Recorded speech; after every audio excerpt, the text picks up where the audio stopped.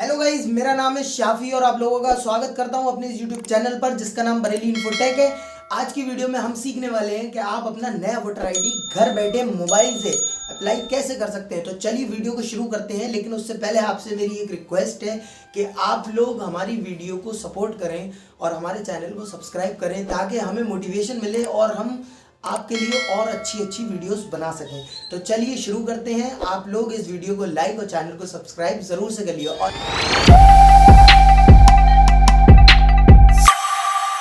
तो guys, voter ID बनवाने के लिए जो हमें डॉक्यूमेंट्स की ज़रूरत पड़ने वाली है, तो उसमें हमें टोटल 3 डॉक्यूमेंट्स की ज़रूरत पड़ने वाली है। सबसे पहले ज़रूरत पड़ने वाली है हमें पासपोर्ट साइज़ फ़ोटो की। पासपोर्ट साइज़ फ़ोटो आपको तो पता ही है कैसा होना चाहिए, बिल्कुल स्ट्रेट, दोनों कान दिखते होना चाहिए, मतलब पूरा चेहरा दिखना चाहिए उसमें। और बैकग्राउंड वाइट हो, मतलब प्लेन बैकग्राउंड हो, बैकग्राउंड का कोई इशू नहीं है। वाइट हो चल जाएगा, ब्लू हो चल जाएगा, रेड हो चल जाएगा, ग्रे कलर हो चल जाएगा, लेकिन सिर्फ प्लेन होना चाहिए, मतलब अलग अलग कलर का नहीं होना चाहिए। तो सबसे पहले हम पासपोर्ट साइज फ़ोटो लेंगे। अगर आपके पास नहीं है, नो प्रॉब्लम, मैं बताता हूँ कैसे आपको करना है। आप अपना किसी भी, आपके घर में कोई भी प्लेन दीवार हो, यानी कि कोई भी प्लेन वॉल हो, आप वहाँ पर खड़े होकर बिल्कुल स्ट्रेट एक फ़ोटो खींच लीजिए। फ़ोटो खींचने के बाद मैं एक आपको डिस्क्रिप्शन में वेबसाइट का एक लिंक दे दूंगा, रिमूव बीजी करके। उस पर आप अपलोड करना फ़ोटो, उसमें बैकग्राउंड रिमूव हो जाएगा। उसी के अंदर ऑप्शन आता है कि फ़ोटो को का बैकग्राउंड चेंज करने का। तो जो सा भी आपको बैकग्राउंड अच्छा लगता है, जैसे आप साइड स्क्रीन में देख पा रहे होंगे, रेड, ब्लू, ग्रे, वाइट, जो आपको अच्छा लगे वो आप बैकग्राउंड लगाकर फोटो को आप डाउनलोड कर लीजिए। फिर उसके बाद आप उसको पासपोर्ट साइज के हिसाब से क्रॉप करके अपने मोबाइल में सेव कर लीजिए। उसके बाद हम आते हैं अपने सेकंड स्टेप, यानी कि सेकंड डॉक्यूमेंट के ऊपर, जो आपका है आधार कार्ड। आधार कार्ड आपको पता ही है, बिल्कुल कंपलसरी है, हर जगह आधार कार्ड लग रहा है। तो फिर हमें चाहिए आधार कार्ड। आधार कार्ड आपको ओरिजिनल अपलोड नहीं करना है। जी हाँ, आधार को आप ओरिजिनल अपलोड नहीं करेंगे। आधार कार्ड को अपलोड जो आप करेंगे वो आप करेंगे उसकी ज़ेरॉक्स कराकर। आप अपने आसपास किसी भी साइबर कैफ़े या किसी भी ऐसे बंदे के पास जो भी फ़ोटोकॉपी करता हो, उसके पास आप जाकर अपने आधार कार्ड की फ़ोटोकॉपी करा लीजिए। आधार कार्ड की फ़ोटोकॉपी कराने के बाद उसमें नीचे, जैसे ऊपर आपने आधार की कॉपी कराई, नीचे आधार की बैक साइड की कॉपी कराई, और अगर आपका सिंगल है तो वो सीधा सीधा हो जाता है। उसके नीचे आप ब्लू पेन से अपने साइन कर देंगे, जो आपके सब तरफ सिग्नेचर चल रहे हैं। हम आ जाते हैं अपने लास्ट और फाइनल डॉक्यूमेंट के ऊपर, जो हमें ज़रूरत पड़ेगी नया वोटर आईडी बनाने के लिए। तो उसके लिए जो हमारा नेक्स्ट डॉक्यूमेंट है वो है वोटर आईडी। घर में किसी का पहचान पत्र। आपको घर में किसी का पहचान पत्र देना होगा, क्योंकि घर में किसी का पहचान पत्र आपका लगता है रेफरेंस के लिए। जैसे कभी कभार ऐसा होता है कि आपके मोहल्ले या आपके एरिए के 2 पार्टीशन होते हैं। जैसे एक सामने वाली लेन होती है और एक इधर वाली लेन होती है। तो उधर वाली जो लाइन होती है उसमें जो होता है भाग संख्या अलग होती है, और इधर की भाग संख्या अलग होती है।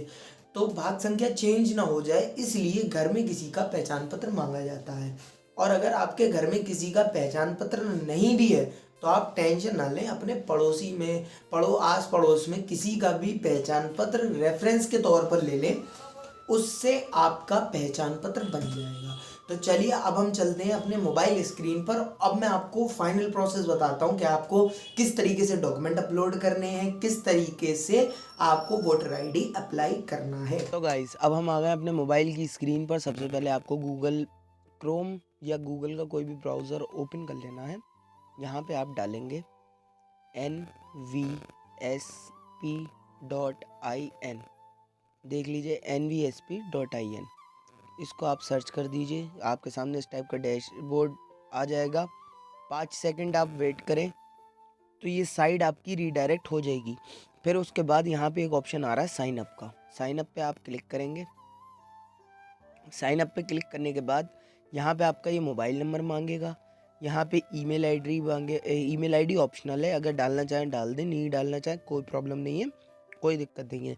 यहाँ पे आपको अपना कैप्चर कोड फिल करके कंटिन्यू कर देना है। फिर उसके बाद आपसे थोड़ी बहुत पर्सनल डिटेल मांगेगा, नेम, फादर नेम, एड्रेस, और अगर आपका वोटर आईडी बना हुआ है तो आपका वोटर आईडी नंबर हो तो डाल देना, नहीं हो तो कोई प्रॉब्लम नहीं है। फिर उसके बाद लॉगिन पे क्लिक करेंगे। लॉगिन पे क्लिक करने के बाद आपके सामने रजिस्टर्ड मोबाइल नंबर मांगेगा, जो आपने पासवर्ड बनाया है वो पासवर्ड मांगेगा और कैप्चर कोड मांगेगा। तो मैं इसको फिल कर लेता हूँ, फिर मैं आपको लेके चलता हूँ अपने डैशबोर्ड पर। तो गाइस आपके सामने इस तरीके का एक डैशबोर्ड ओपन हो जाएगा। इसमें सबसे ऊपर एक ऑप्शन आ रहा है फिल फॉर्म 6, इस पर हम क्लिक करेंगे। इस पर क्लिक करने के बाद आपके सामने इस टाइप का पेज शो होगा इलेक्शन कमीशन ऑफ इंडिया का। अब इसमें सबसे पहले आपको अपनी स्टेट सेलेक्ट करनी है, फिर उसके बाद आप अपनी डिस्ट्रिक्ट सेलेक्ट करेंगे, फिर उसके बाद आप अपनी असेंबली सेलेक्ट करेंगे जो भी आपकी लगती हो, फिर उसके बाद आप अपना पार्लियामेंट सेलेक्ट करेंगे, फिर उसके बाद आप यहाँ पे नेक्स्ट पे क्लिक कर देंगे।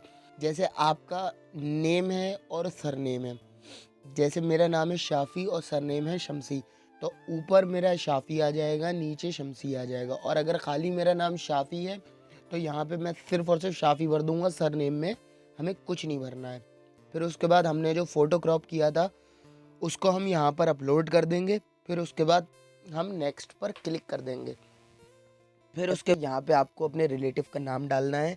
इसमें आप अपने फादर का नेम डाल सकते हैं, मदर नेम डाल सकते हैं, हस्बैंड नेम डाल सकते हैं, वाइफ नेम, यहाँ पे उनका फर्स्ट नेम आ जाएगा, अगर सर नेम है तो सर नेम आ जाएगा।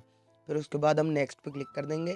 फिर यहाँ पे मोबाइल नंबर अगर आपका खुद का है तो सेल्फ पे आपको टिक करके यहाँ पे मोबाइल नंबर डालना है। मोबाइल नंबर डालने के बाद OTP भेजना है, OTP आपके मोबाइल पर आएगा, फिर उसको आप वेरीफाई कर लेंगे। वेरीफाई करने के बाद अगर आप चाहें तो इसमें अपनी ईमेल आईडी भी डाल सकते हैं, अदरवाइज़ उसकी कोई ज़रूरत नहीं है। फिर आप नेक्स्ट पे क्लिक कर देंगे। फिर अब इसमें आधार कार्ड डिटेल्स मांगेगा। इसमें आधार कार्ड लगाना कंपलसरी है, वो आपको उसका आधार नंबर डालना ही होगा। तो यहाँ पे आप आधार नंबर पे क्लिक करेंगे और आधार कार्ड का नंबर यहाँ पर फिल कर देंगे। फिर उसके बाद हम आ जाते हैं नेक्स्ट स्टेप पे।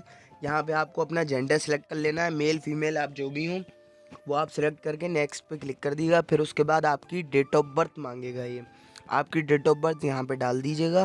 फिर उसके बाद यहाँ पे डॉक्यूमेंट सेलेक्ट करने के 2 ऑप्शन आ रहे हैं, document proof of date of birth और एक आ रहा है any other document for proof of date of birth if no document is available PL स्पेसिफिकी।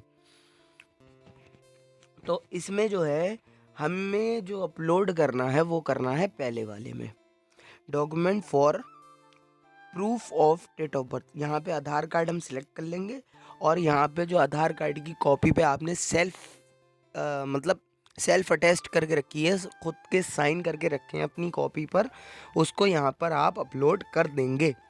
फिर उसके बाद नेक्स्ट पे आप क्लिक करेंगे।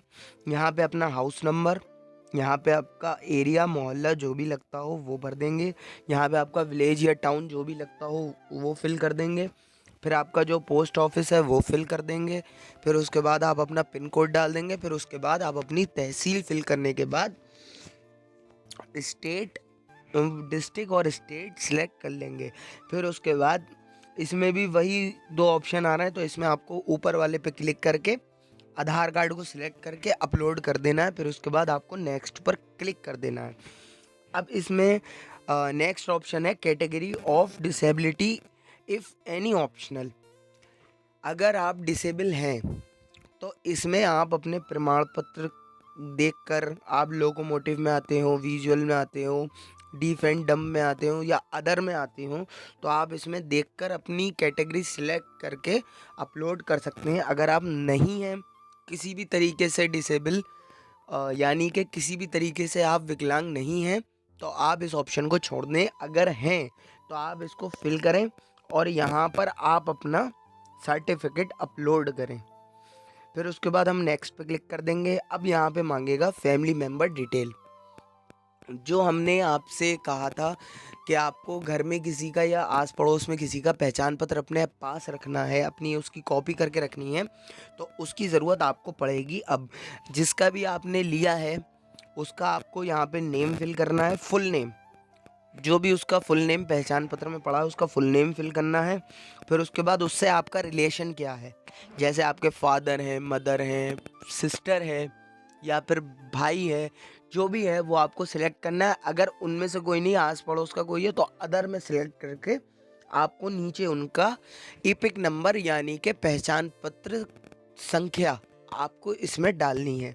फिर उसके बाद हम नेक्स्ट पे क्लिक करेंगे। फिर आपको डिक्लेरेशन करनी है। यहाँ पे आपको अपना टाउन डालना है, यहाँ पे स्टेट, यहाँ पे डिस्ट्रिक्ट, और यहाँ पे आप कब से अपने इस एड्रेस पर रह रहे हैं। या आपका परमानेंट एड्रेस है, या आप कब से रह रहे हैं। अगर आप जन्म से रह रहे हैं तो आपका डेट ऑफ बर्थ का ईयर और मंथ दोनों पड़ जाएंगे इसमें।